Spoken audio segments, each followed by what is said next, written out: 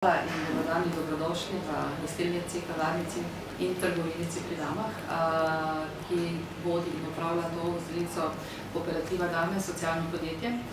Morda že uvodoma socialno podjetje, družbeno odgovorno podjetje, mi se ukvarjamo s trajnostnim gostinskim turizmom. Tako da že iz tega izhaja, da smo nekako imeli v mislih nekoč vključiti tudi ekološke jedi in se v to pot usmeriti, malo tudi na podlagi mojih preteklih izkušenj in spoznavanja, kako za tem, ampak bilo je precej bojazno, kot je Tjaša povedala.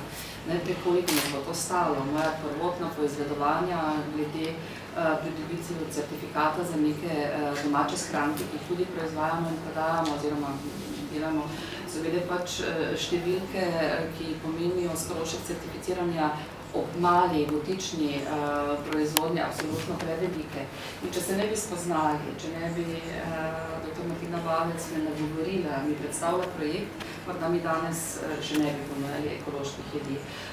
Tukaj je bilo vključeno najprej pridobivanje informacij in črtanje vseh tistih bojazni in stereotipa, ki ga imaš, to ne gre, to je prekomplicirano, tako da smo ugotovili, da lahko gremo postopoma, da lahko vključimo posamezne ekološke sestavine v jed, da lahko uporabljamo pod določenimi pogoji, seveda ni zaželjeno, da se lahko tudi še konvencionalno enako sestavino, potem bomo povedala, kaj in zakaj pri nas.